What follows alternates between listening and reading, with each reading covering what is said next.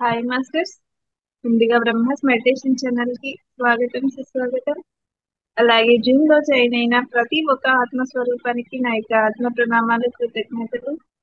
ఎంతో అద్భుతమైన జ్ఞానాన్ని మనందరికీ పరిచయం చేసిన మనందరి గురువు గారికి కూడా ఆత్మ ప్రణామాలు తెలియజేసుకుంటూ, రోజుకు ఒక మాస్టర్స్ ద్వారా చక్కటి జ్ఞానాన్ని అందుకుంటున్నాం మాస్టర్స్. అలాగే ఈ రోజు కూడా ఎంతో చక్కటి జ్ఞానాన్ని అందించడానికి సుధాకర్ సార్ గారు మంజూన్ సెక్షన్ కి చేస్తున్నారు. సార్ గారు బాపట్ల నుంచి వచ్చారు. సార్ గారు తీసుకున్న టాపిక్ వచ్చేసి అపో దీపో భవ. సార్, మీకు బ్రహ్మాస్ మెడిటేషన్ ఛానల్ నుండి స్వాగతం, సుస్వాగతం sir. Thank you. Over to you sir. Thank you welcome. Thank you madam గారు. ముందుగా ఈ బ్రహ్మర్స్ మెడిటేషన్ ఛానల్ నిర్వహిస్తున్న టీం మెంబర్స్ కు వారందరికీ హృదయపూర్వక ఆత్మ ప్రణామాలు. ముందుగా బ్రహ్మర్షి పితామహ సుభాష్ పత్రిజీ గారు చదివిన ఆహ్వానించుకొని 5 minutes మెడిటేషన్ చేద్దాం. అనంతరం క్లాస్ స్టార్ట్ చేసుకుందాం. చక్కగా శ్వాస మీద ధ్యాసతో సాధన కొనసాగిద్దాం.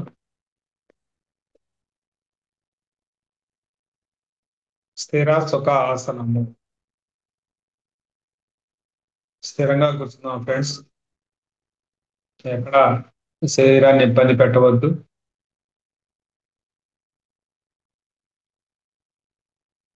హాయిగా కూర్చున్నాం.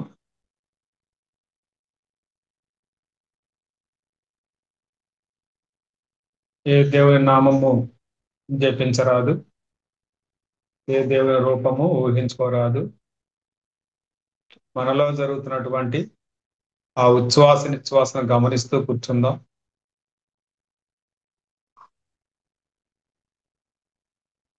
ఈ మార్గాన్ని మనకు చూపిన పరమ గురువులను ఆహ్వానించుకుందాం.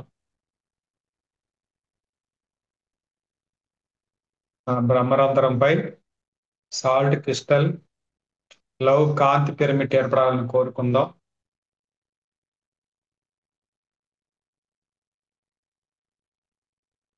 సాల్ట్ క్రిస్టల్ కాంతి లవ్ పిరమిడ్ ఏర్పడాలని కోరుకుందాం. హాస్టల్గా మనం ఎప్పుడు ధ్యానం చేసినా స్థిరంగా ఏర్పడి ఆ ఎనర్జీస్ మనకు రావాలని భావన చేద్దాం.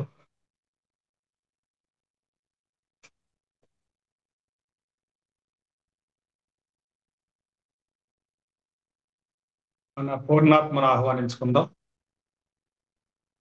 వారి యొక్క సహాయ సహకారాలతోటి ఈ ధ్యానం కొనసాగిద్దాం.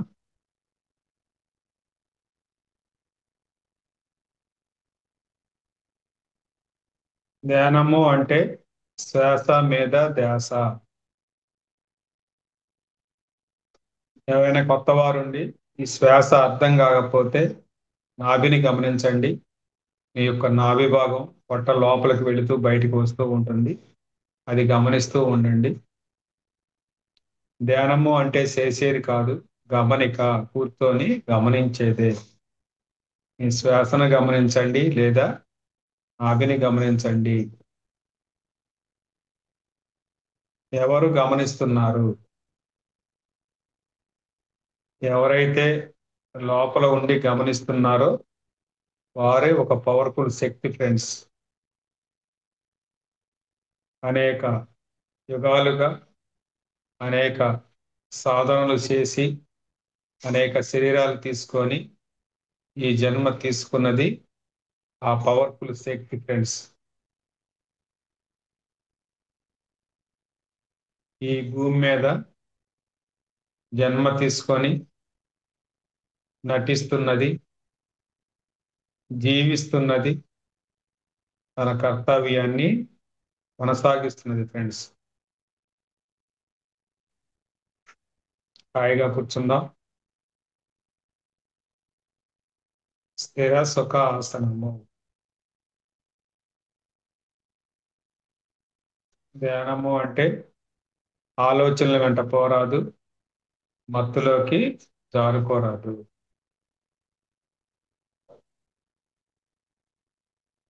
మనతో మన ప్రయాణం, మనలోనికి మన ప్రయాణం. మన అందరి జగద్గురు అయినటువంటి బ్రహ్మర్షి పితామహ సుభాష్ పత్రిజీ గారు మనకి శ్వాస మీద ధ్యాస మార్గం చూపించారు. ఈ మార్గాన్ని పట్టుకొని శరీరాన్ని వదిలి మనస్సుకు, మనస్సును వదిలి బుద్ధికి, బుద్ధి నుంచి ఆత్మకు మనం ప్రయాణం చేసి మనం అంతా కూడా ఆ ఆత్మస్థితిలో జీవించాల. ఆ ఆత్మ ఏంటో, మన గమ్యం ఏమిటో తెలుసుకొని మనతో మన ప్రయాణం కొనసాగించాలి.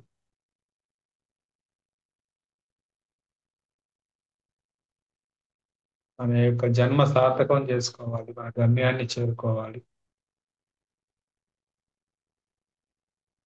ఈ జనన మరణాల కాలచక్రం నుంచి మనం ఆగిపోవాలి. కాంతిలోక వాసులుగా జన్మరాహిత్య స్థితికి మనం ఎదగాలి. ఆ మార్గంగానే ఈ గురువులను ఆహ్వానించుకొని ఈ జ్ఞానం, మన పూర్ణాత్మను పిరమిడ్లను ఆహ్వానించుకొని ఈ ఎనర్జీ తీసుకొని మనం ఎదగాలి.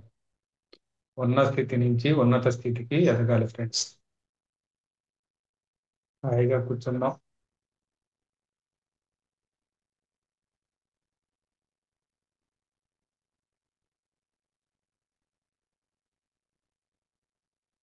చివరి ఒక్క నిమిషం.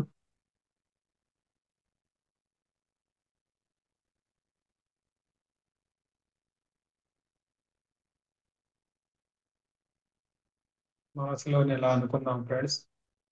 నా శరీర భాగాలన్నీ చక్కగా పనిచేస్తూ నేను సంపూర్ణ ఆరోగ్యంతో ఆనందంగా జీవిస్తున్నాను. నా శరీర భాగాలన్నీ చక్కగా పనిచేస్తూ సంపూర్ణ ఆరోగ్యంతో ఆనందంగా జీవిస్తున్నాను.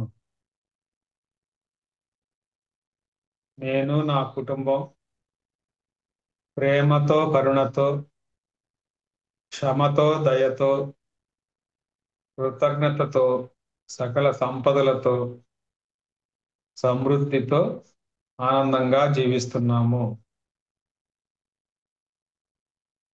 మన ఆహ్వానించిన గురుదేవులు ధన్యవాదాలు తెలియజేద్దాం. బ్రహ్మర్షి పితామహ సుభాష్ పత్రిజీ గారికి, ఆయన గురుగారు సదానంద యోగి గారికి, సదానంద యోగి గురుగారు అవతార బాబాజీ గారికి, వారి యొక్క శిష్య బృందానికి, గురు పరంపర ప్రతి ఒక్కరికి హృదయపూర్వక ధన్యవాదాలు తెలియజేద్దాం. అలాగే దేవీ దేవతలకు, మునులకు, ఋషులకు, మన ఇష్ట దైవాలకు, మన సహాయకులకు, హాస్టల్ మాస్టర్లకు, పూర్వీకులకు, మనకి శరీరాన్ని ఇచ్చిన తల్లిదండ్రులకు, మన ప్రయోజకుల్ని చేసి నందుకు వారికి మరీ ధన్యవాదాలు తెలియజేద్దాం.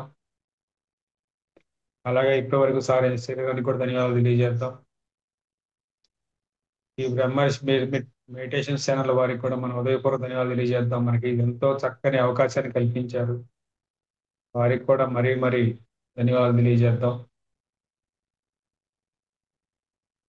Last 5 seconds. 5,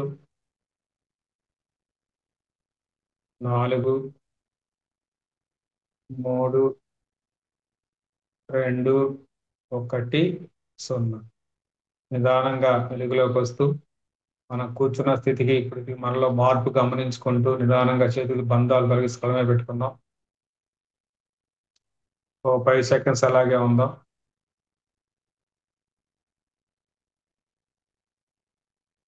5, 4, 3, 2, 1, 0. నిదాన చేతులు తగ్గిస్తూ బయటకు వద్దాం ఫ్రెండ్స్. ఇప్పటి వరకు చేసిన ధన్యవాదాలు తెలియజేద్దాం. Thank you.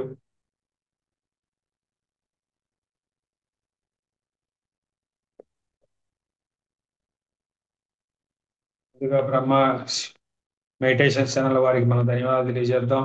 అందరికీ ఉదయపూర్వక ఆత్మ ప్రణామాలు. నాకు ఈ చక్కని అవకాశం ఇచ్చినందుకు మేడం గారికి కూడా ధన్యవాదాలు తెలియజేస్తున్నాను. My dear friends, my dear masters, my dear God's, మన పత్రిజీ గారు ఇలా అందరినీ సంబోధించేవాళ్ళు. మనల్ని గాడ్స్ గా, దైవాలుగా గుర్తించి మనకి మార్గాన్ని చూపించారు. వారికి ఒకసారి ఉదయపూర్వక ధన్యవాదాలు తెలియజేసుకొని మనం ఈ క్లాస్ని మొదలు పెట్టుకుందాం. మనం తీసుకున్న ఈ టాపిక్ అప్పో దీపో భవ అంటే మన జీవితాన్ని విశేషంగా తెలుసుకుందాం. ఈ సూత్రం గురించి తెలుసుకుందాం. అప్పో దీపో భవ అంటే ఏంటి? అద్భుతమైన అత్యంత మౌలికమైన అప్పో దీపోభవ అన్న సూత్రాన్ని విశేషంగా తెలుసుకుందాం ఫ్రెండ్స్. ఈ సూత్రం తెలియకే అందరూ సతమతం అవుతూ ఉన్నారు, దుఃఖంతో జీవిస్తున్నారు.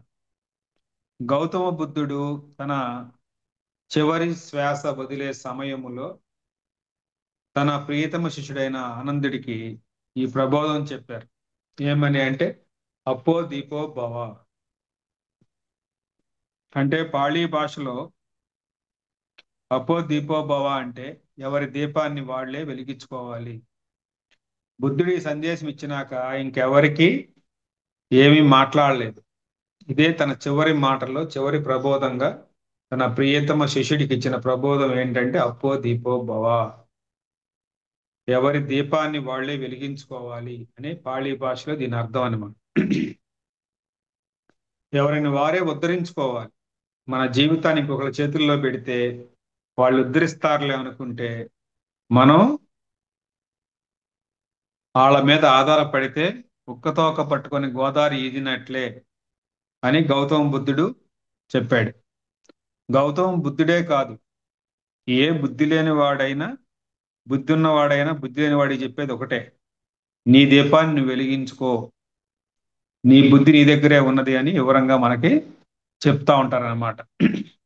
అంటే ఇప్పుడు మనం మన దీపాన్ని మనమే వెలిగించుకోవాలి, మన జీవితాన్ని మనమే దిద్దుకోవాలి. మన జీవితం ఇంకోటి మీద ఆధారపడితే బుద్ధి లేని వాడివి అవుతావు. నీ కాళ్ళ మీద నువ్వే నిలబడాలి, నీ జీవితాన్ని నువ్వే సరిదిద్దుకోవాలి. ఉదాహరణకి, ఓ దేవుడా నా కొడుకు ఉద్యోగం ఇయ్యి, నా కూతురికి పెళ్లి చేయి, నా కడుపులో క్యాన్సర్ ఉంది తీసేయి, నా తలనొప్పి తీసేయి, ఇలా రకరకాలుగా మనం దేవుణ్ణి వేడుకుంటూ ఉంటాం. ఎవరు ఇస్తారు ఉద్యోగం, ఎవరు ఇస్తారు, రోగం ఎవరు తీసేస్తారు, పెళ్లి ఎవరు చేస్తారు, పైన ఎవరున్నారు, ఎవ్వరూ లేరు, అంతా శూన్యమేను, పైన ఎవరు లేరు. కూతురికి పెళ్లి చేయాలి, కొడుకు ఉద్యోగం ఇవ్వాలి, నాకు ఆరోగ్యం బాగుండాలి, ఇవన్నీ ఎలా జరుగుతాయి? దేవుని మొక్కుంటే పైన మనకి ఎలా జరుగుతాయి? పైన ఎవరు లేరు, పైన అంతా శూన్యం.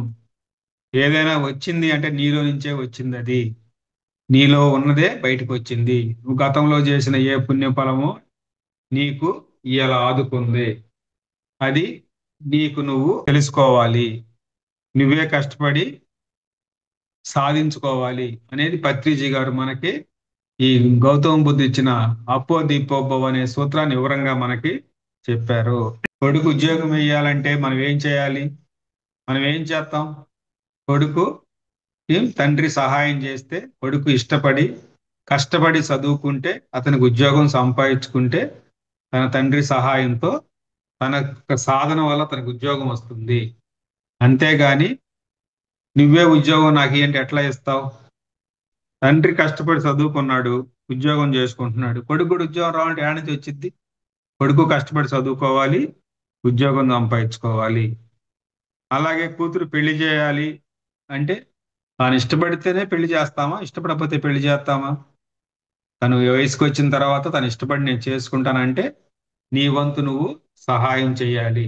నువ్వు చేస్తే, వాళ్ళు చేసుకుంటాను అంటేనే మనం చేయగలం, కానీ వాళ్ళు చేసుకునంటే మనం చేయలేం కదా.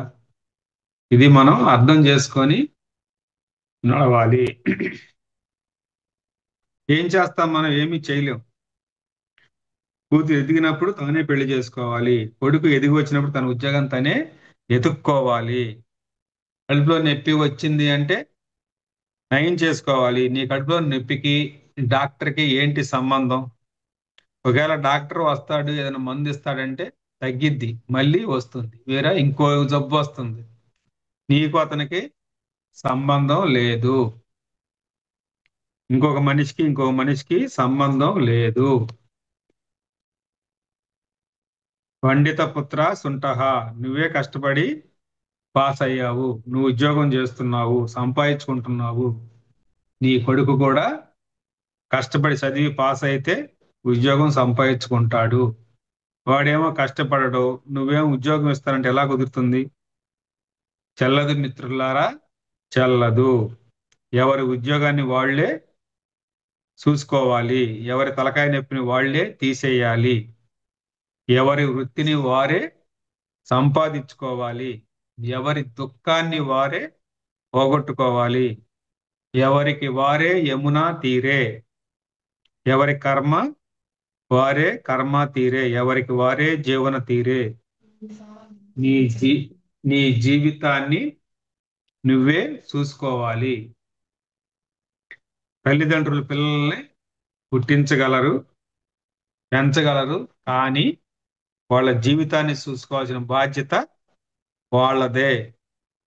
వాళ్ళు మొండికేసి చదవడు, నువ్వేం చేస్తావు తండ్రివి తల్లివి ఏమీ చేయలేరు. వాళ్ళు చదువుకుంటా అని ఇంట్రెస్ట్ చూపిస్తే మనం సహాయం చేయగలం. ఈ మొత్తం అవగాహన ఉందే మిత్రులారా?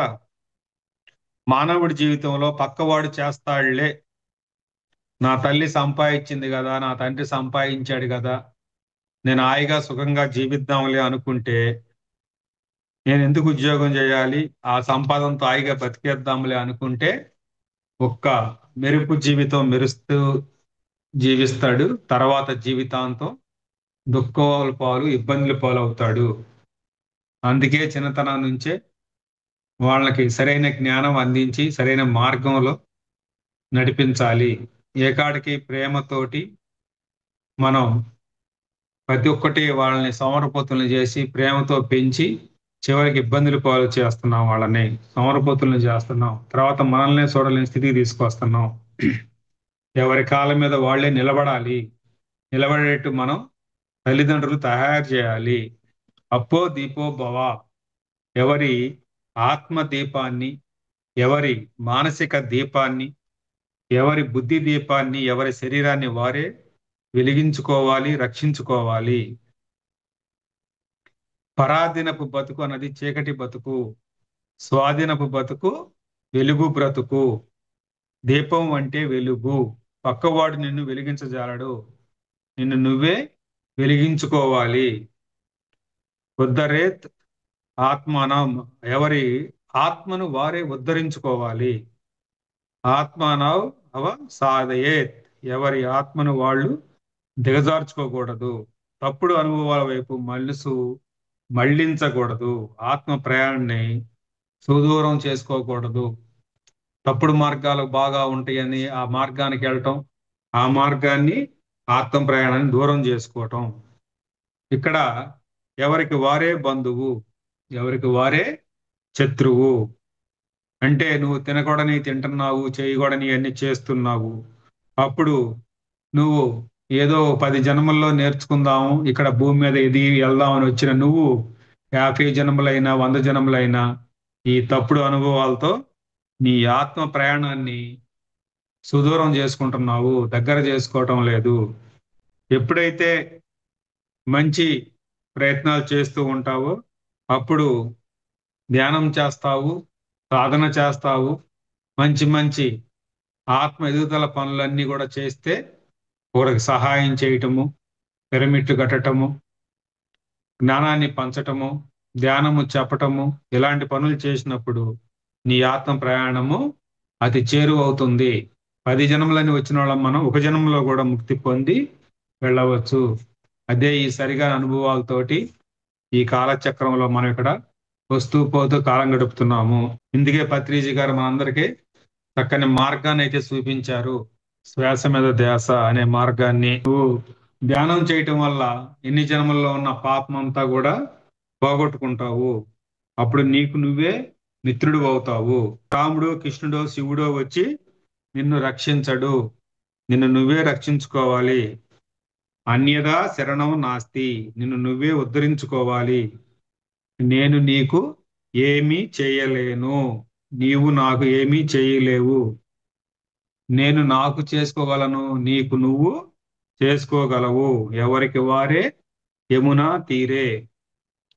ఈ శాస్త్రాన్ని, ఈ ఆధ్యాత్మిక శాస్త్రాన్ని, జ్ఞాన శాస్త్రాన్ని ప్రవశించగలము. ఒక స్కూల్లో మాస్టర్ గారు ఏం చేస్తాడు, స్కూల్లో అందరికీ ఒకే రకంగా పాఠం చెప్పుకుంటూ వెళ్తాడు. కానీ తీసుకునే వాళ్ళు ఆ స్కూల్లో ఒకళ్ళో ఇద్దరో స్కూల్ ఫస్ట్ వస్తారు, ఆ దేశం ఫస్ట్ వస్తారు, రాష్ట్రం ఫస్ట్ ఉంటారు. ఎందుకు? వారంతా శ్రద్ధగా తీసుకున్నారు కాబట్టి, నేర్చుకునేవాడు శ్రద్ధగా నేర్చుకున్నాడు కాబట్టి. అంటే శ్రద్ధగా విన్నాడు, శ్రద్ధగా నేర్చుకున్నాడు, ఆచరణ పెట్టాడు, అతను మంచి పేరు తెచ్చుకున్నాడు. ఇప్పుడు ఏమైంది? అతని శ్రద్ధే అతనికి మిత్రుడయ్యింది.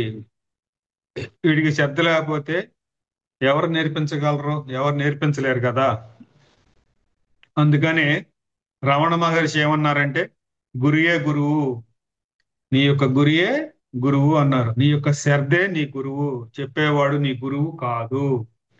చెప్పేవాడు చెప్పుకుంటూ వెళ్తున్నాడు క్లాసులో, ఆ? నువ్వు శ్రద్ధగా వింటే నీ గురువే నీ గురువు, నీ గురియే నీ గురువు, నేర్చుకుంటావు. నీ శ్రద్ధ లేకపోతే, నీకు ఏకాగ్రత లేకపోతే, నీకు ఆ గురి లేకపోతే నేర్చుకోలేవు. నీకు శ్రద్ధ ఉండాలి, ఏకాగ్రత ఉండాలి, ఆ గురి ఉండాలి. ఇలాంటప్పుడే నువ్వు నేర్చుకోగలవు. ఎవరు నీకు నేర్పిస్తున్నారు?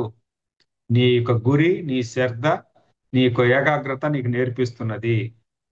నీ అశ్రద్ధే నీకు శత్రువై కూర్చుంది. నీ యొక్క నిర్లక్ష్యం, నీ యొక్క అజాగ్రత్తే నీకు శత్రువు అయింది. నీ శ్రద్ధే నిన్ను పునీతుని చేస్తుంది, పురోగమని చేస్తుంది అని ఎంతో వివరంగా మన రమణ మహర్షి ఎంతో గొప్పగా చెప్పారు సార్. రమణ మహర్షి మనకి ఎంత గొప్పగా, మన గురియే గురువు. శ్వాస మీద ధ్యాస పెడతాం, కానీ కాసేపటికి ఎటో వెళ్ళిపోతాం. కానీ ఆ ధ్యాసతోటి ఇరుకుతో మనం ఉండి మన ప్రయాణం కొనసాగించుకోవాలి. అప్పుడు మన యొక్క గురియే మనల్ని ధ్యాన స్థితిలోకి తీసుకువెళ్తుంది. గౌతమ్ బుద్ధుడు ఏమన్నాడంటే, అరే బాయి సాహెబ్, ప్రార్థన చూడో సాధన పకడో అన్నాడు. అంటే సాధనలు చేయమన్నారు, ప్రార్థనలు వదిలేయమన్నాడు. ప్రార్థనలతో ఇంతకాలం నుంచి ఏమీ చేయలేకపోయాము, నీ జీవితం వేగవంతంగా లేదు, సతికిల పడింది, సాధన మానుకో, సాధన చెయ్యి. స్వామి దయానంద సరస్వతి ఆర్య సమాజ స్థాపకుడు ఏమన్నా అంటే, మూర్తి పూజ మెట్టు కాదు, పూజ మెట్టు కాదు, అగడతా అన్నాడు. ప్రార్థన వదిలిపెట్టు, సాధన చేపట్టు అన్నాడు. గౌతమ బుద్ధుడిలాగా సాధన చేయాలి. గౌతమ బుద్ధుడు అయితే ఎలా అయితే సాధన చేశాడో అలా సాధన చేయాలి. అలాగే గౌతమ బుద్ధుడు కూడా, అరే బాయి సాహెబ్, ప్రార్థన చూడో సాధన పకడో, సాధనకు అపానావో అని వివరంగా చెప్పారు. అంటే ఎవరైనా సంగీతం నేర్చుకోవాలనుకోండి, ఆ వీణ తెచ్చి దేవుడి దగ్గర సరస్వతి ముందు పెట్టి, వీణ రా అంటే సరస్వతి రా అంటే వచ్చిద్దా? రాదు కదా. అందుకని మనం సాధన చెయ్యాలి. పుస్తకం సరస్వతి ముందు పెట్టి నాకు వస్తుంది, పరీక్షలు రాస్తానంటే వచ్చిద్దా? రాదు కదా. చక్కగా చదువుకొని మనం శ్రద్ధగా రాస్తే పరీక్షల్లో ఫస్ట్ మార్కులు వస్తాయి.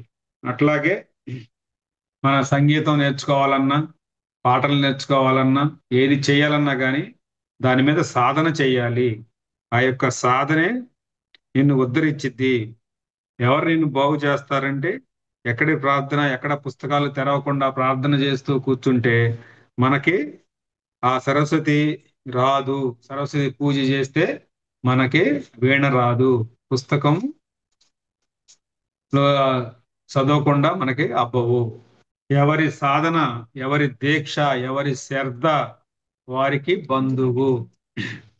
బుద్ధునికి ముందు అందరూ ప్రార్థనలు చేస్తూ ఉన్నారు, అందరూ దుఃఖంతో ఉన్నారు. ఎటు చూసినా బుద్ధుడు దుఃఖాన్నే చూశాడు. ఎందుకు చూశాడు?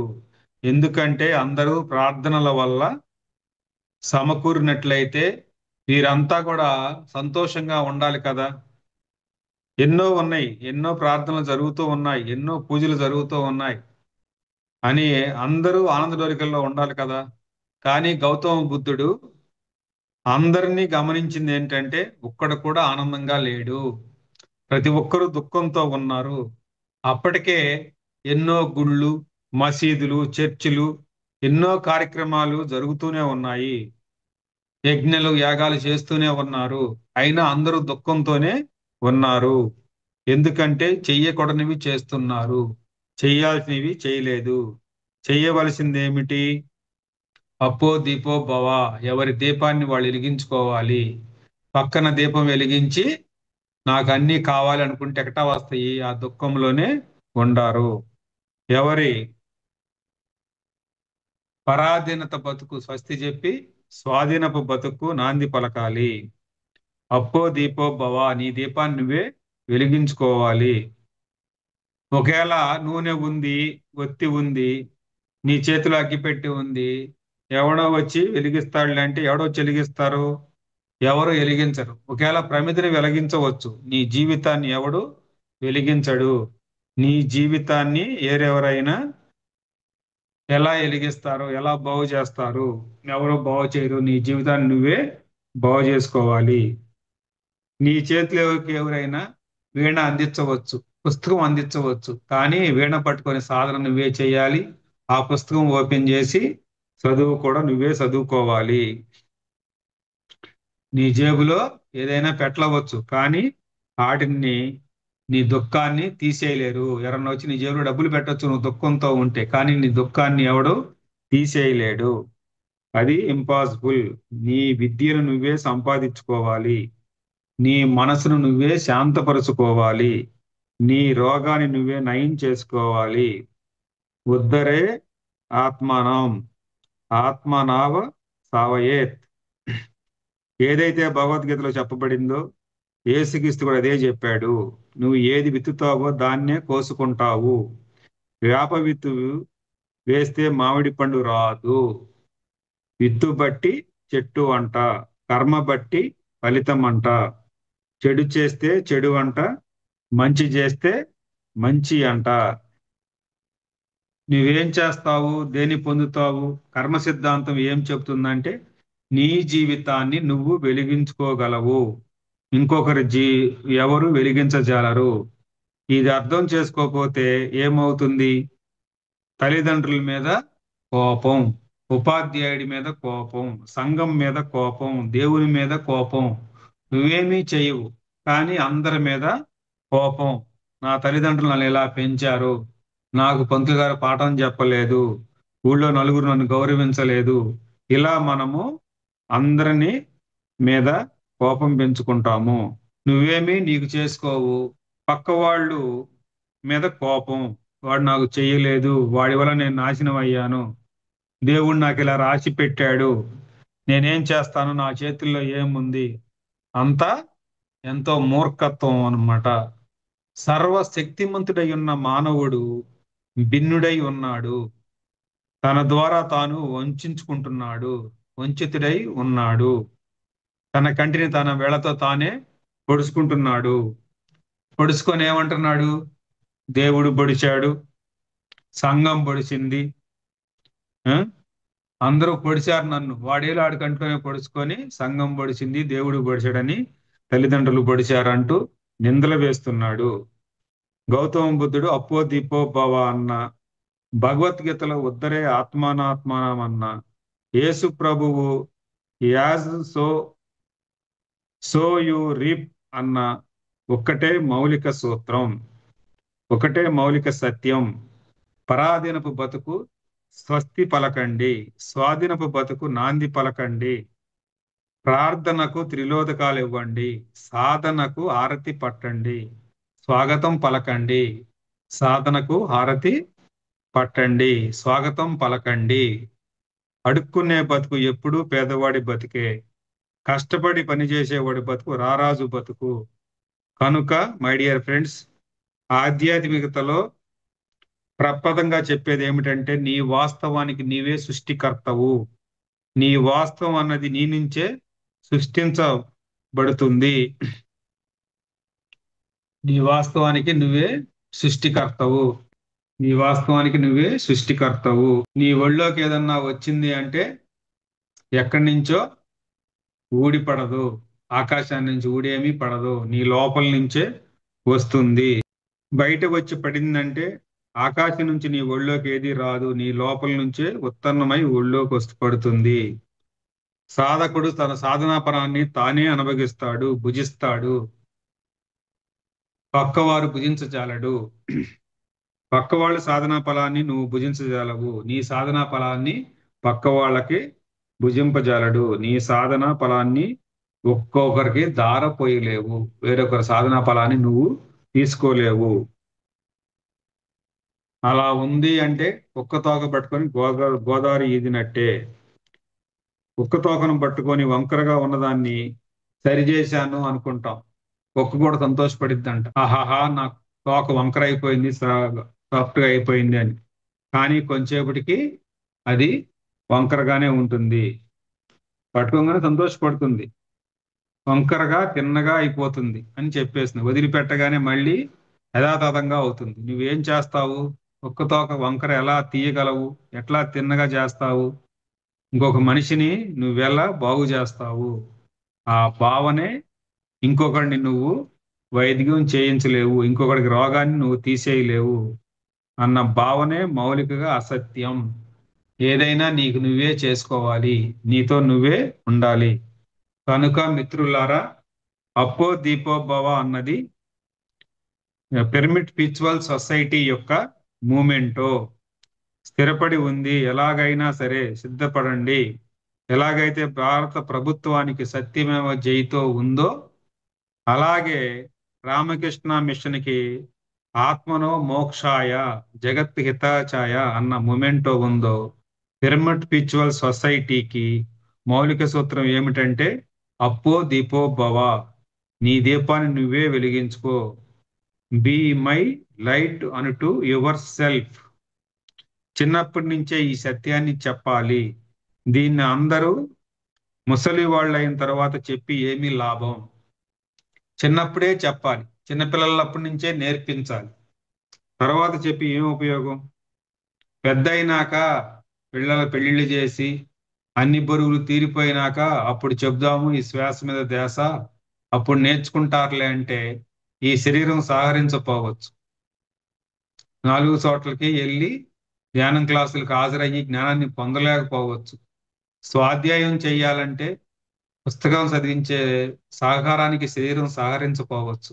అందుకని మన జీవితాన్ని మనమే ఉద్ధరించుకోవాలి. మన శరీరం ఉన్నగానే, శరీరంలో ఓపిక ఉండగానే మనం మన లక్ష్యాన్ని తెలుసుకోవాలి. మన గమ్యం ఏంటి, అసలు మనం ఎందుకు ఉద్ధరించుకోవాలి, మనల్ని మనం ఎలా ఉద్ధరించుకోవాలి అనేది మనం ఇప్పుడే తెలుసుకోవాలి. ముందుగా అసలు ఎందుకు వచ్చాము ఈ భూమి మీదకి, దేనికి వచ్చాము, ఏం చేస్తున్నాము, ఏమి చెయ్యాలి, ఏం చేస్తున్నాం అనేది మనకు మనమే ప్రశ్నించుకోవాలి.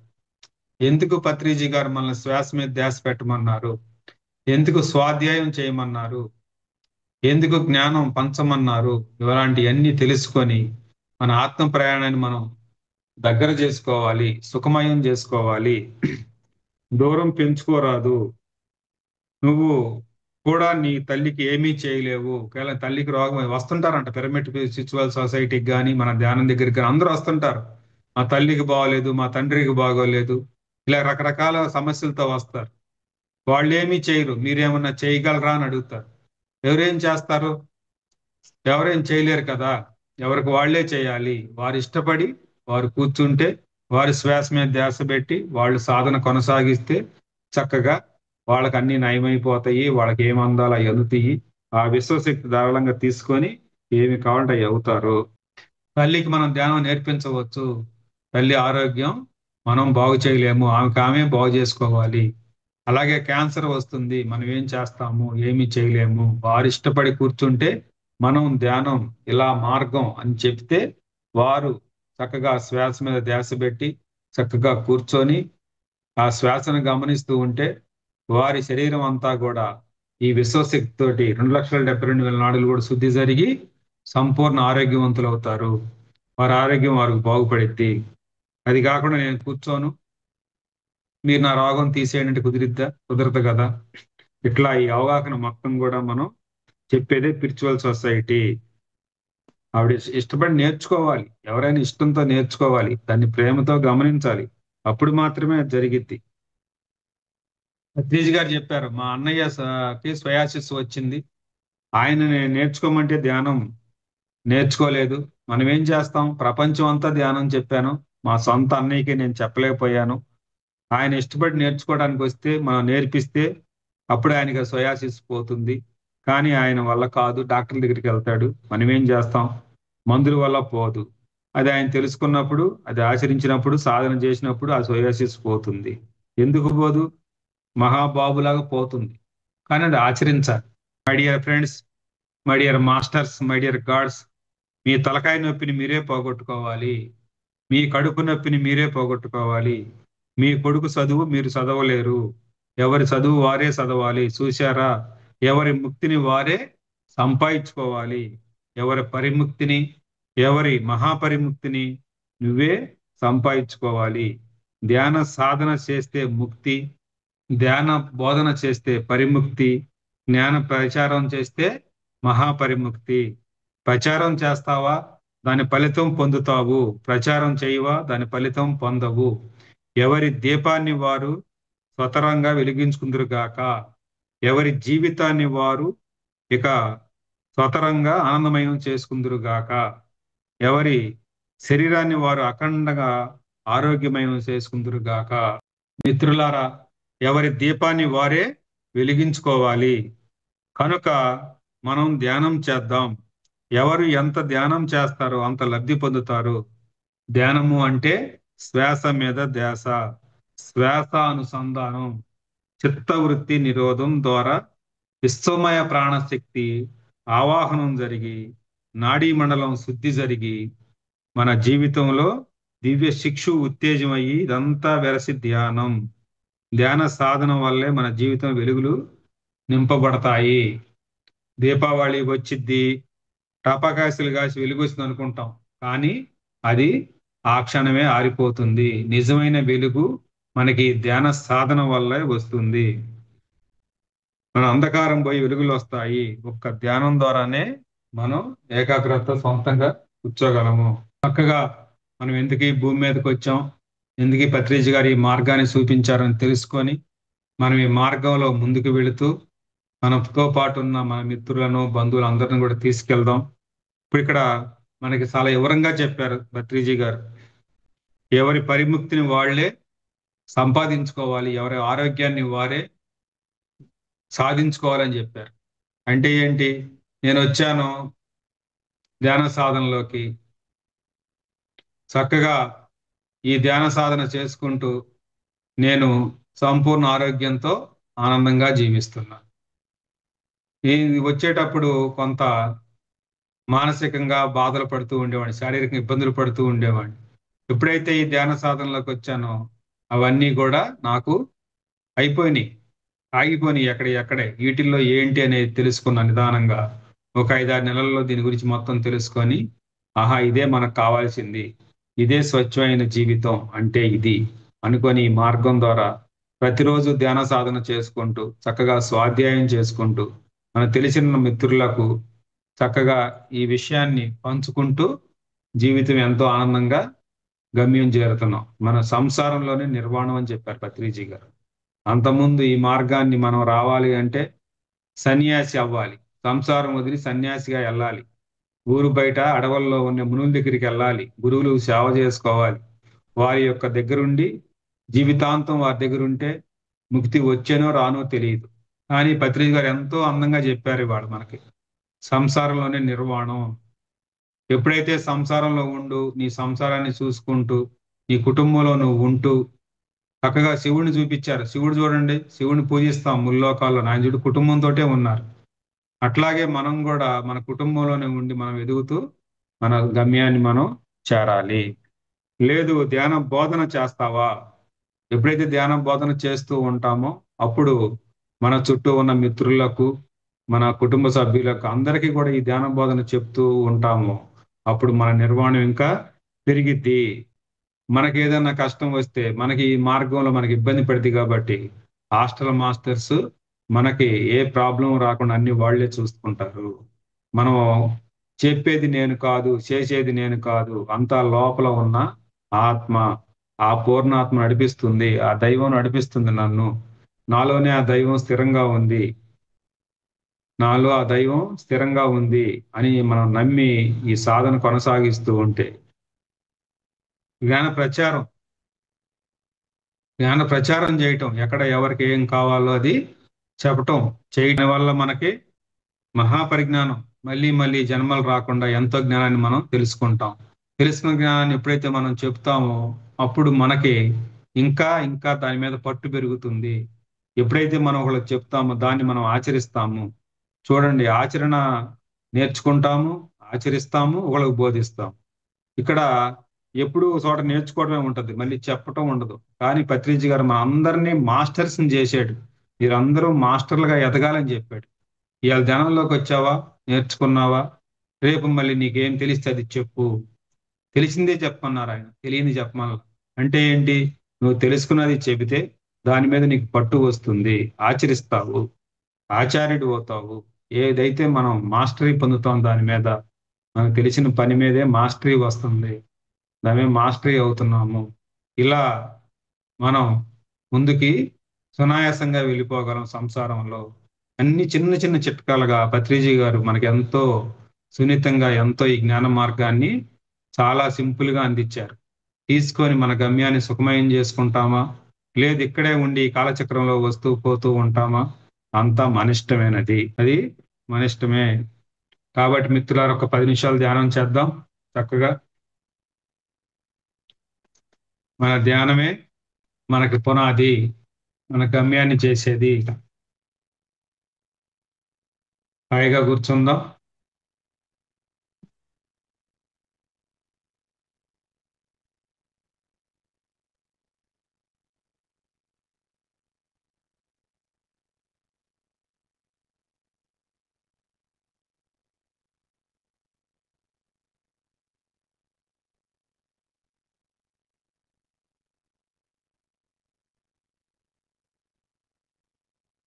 చక్కగా శ్వాస మీద ధ్యాస పెడదాం.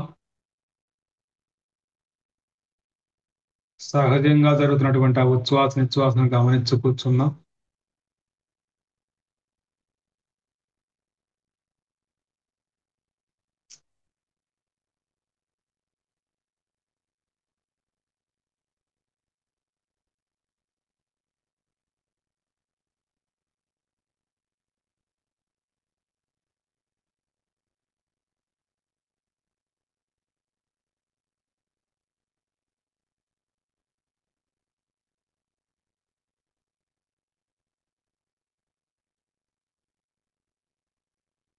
ఈ స్థితిలో బ్రహ్మర్షి పితామహ సుభాష్ పత్రిజీ గారి చైతన్యాన్ని ఆహ్వానించుకుందాం.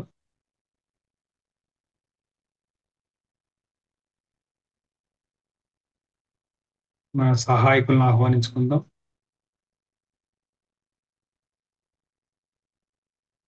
నిన్న పూర్ణాత్మను ఆహ్వానించుకుందాం.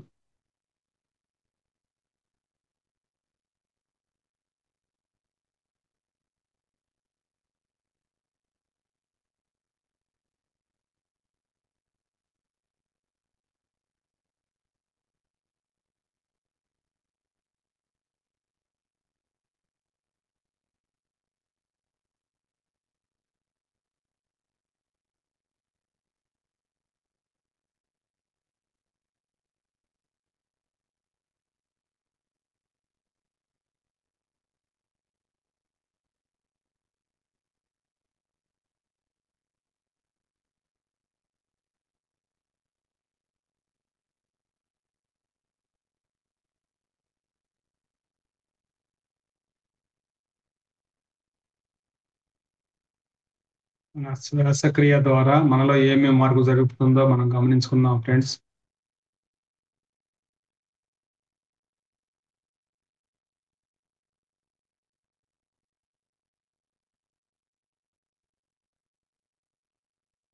హాయిగా కూర్చుందాం. మన బ్రహ్మరంధ్రంపై ఆకాశం నుంచి సుడులు తిరుగుతూ తెల్లని కాంతి ప్రవహిస్తున్నట్టుగా భావన చేద్దాం.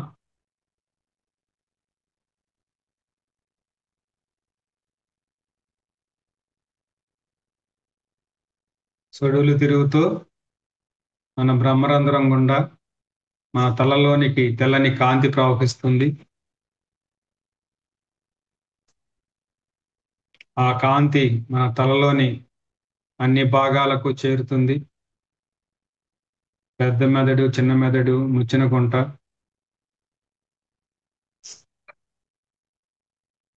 అలా చెవులు, ముక్కు, దంతాలు, గొంతు భాగం వరకు అన్ని భాగాలకు ఆ కాంతి ప్రవహించింది. కాంతిని మించిన వేగం ఏమీ లేదు ఫ్రెండ్స్.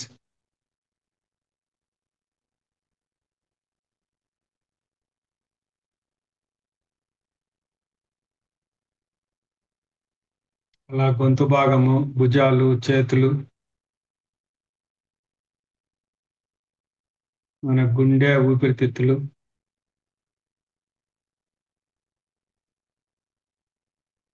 జీర్ణాశయము, అన్ని భాగాలకు కాంతి ధారాళంగా ప్రవహిస్తుంది. అలా నాభి కేంద్రానికి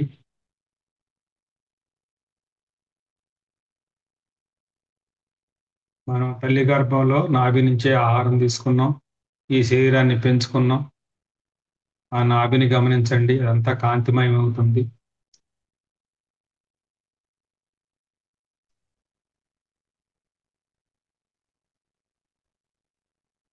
అలా కాంతి ప్రవహిస్తూ కాలి కోటి దాకా కాంతిమయం అయిపోయింది శరీరం అంతా కూడా.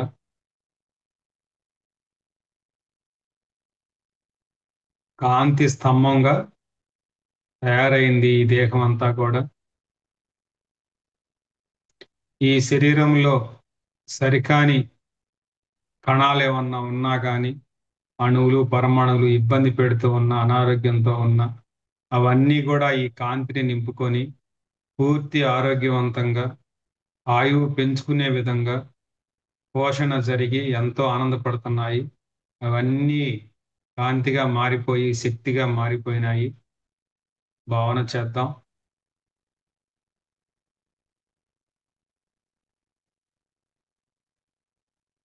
సంపూర్ణ ఆరోగ్యంతో ఆనందంగా ఉండాయి ప్రతి కణము, ప్రతి అణువు కూడా. ఈ శరీరం ఎప్పుడైతే బాగుంటుందో అప్పుడు మనసు బాగుంటుంది. మనసు, శరీరం ఎప్పుడు ఆనందంగా ఉంటుందో అప్పుడు బుద్ధితో ఆత్మ కనెక్ట్ అవుతాం. ఆత్మ అప్పుడు ఆనందంగా తాండవిస్తుంది. తను ఎందుకు ఈ భూమి మీదకి వచ్చిందో, ఎందుకు ఈ శరీరం తీసుకుందో, ఈ బంధాలతోటి, ఈ భావనలతోటి ఆ పని చేయలేకపోతుంది. ఎప్పుడైతే ఇక్కడ సంపూర్ణ ఆరోగ్యము, ఆనందం ఉంటుందో అప్పుడు ఆ ఆత్మ నిద్ర మేల్కొని తను ఎందుకు వచ్చిందో ఆ పని గమ్యాన్ని చేరుతుంది, ఆనందం కొనసాగిస్తుంది. తను వచ్చిన పచ్చిపోయి మత్తులో నిద్రాణమయ స్థితిలో ఉంటుంది. ఈ కాంతిని స్వీకరించి తను మేల్కొని ఉత్సాహంగా, ఆనందంగా తను వచ్చిన పని తను చేసుకుంటుంది. ధ్యానం చేస్తూ, ధ్యాన సాధన చేస్తూ, జ్ఞానం పంచుతూ తను ముక్తిని పొందుతుంది ఫ్రెండ్స్.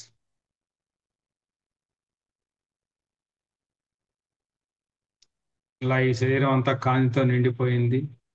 చుట్టూ మన మిత్రులకు, బంధువులకు ఈ కాంతిని ప్రసారం చేద్దాం.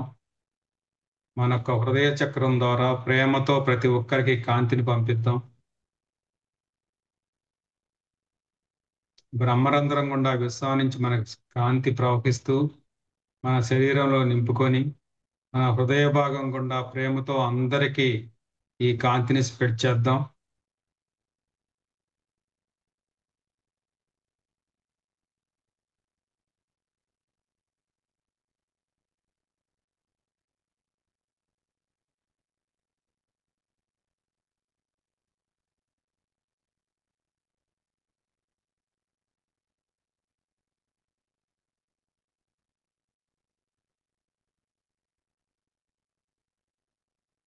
అలా మన చుట్టూ మిత్రులకు, మన చుట్టూ గ్రామానికి, మన జిల్లాకి,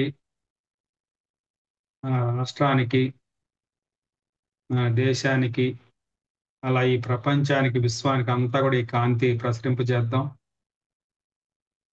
కాంతి మించిన వేగం ఏమీ లేదు ఫ్రెండ్స్. ఎంతో వేగంగా జరుగుతూ ఉంటుంది.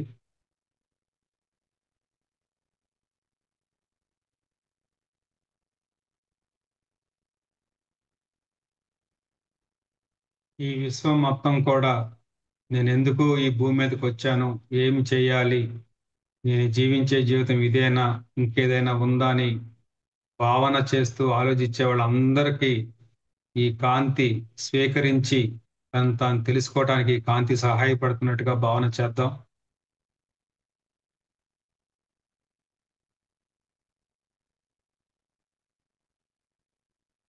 అందరూ ఈ కాంతిని స్వీకరించుకొని ధ్యానులుగా, జ్ఞానులుగా, శాఖాహారులుగా తన జీవితాన్ని విశ్వ ప్రణాళికలో భాగంగా ఈ విశ్వం కోసం జీవిస్తూ ఉద్ధరిస్తున్నారు.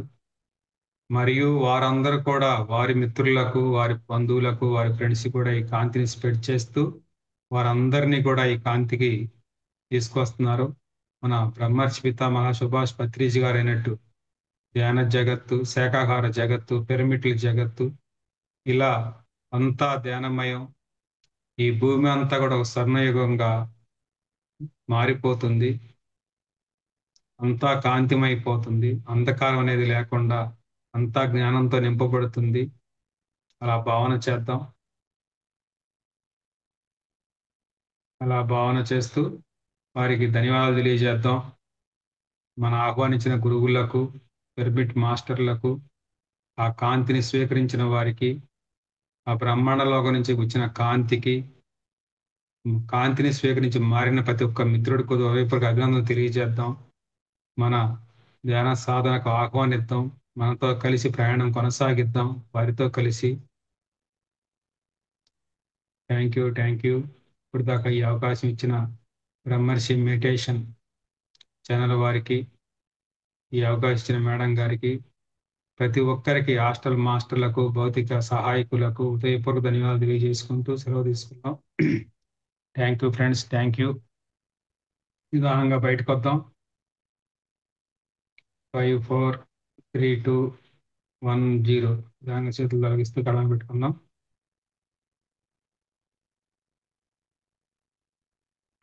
5 seconds అలాగే ఉందాం.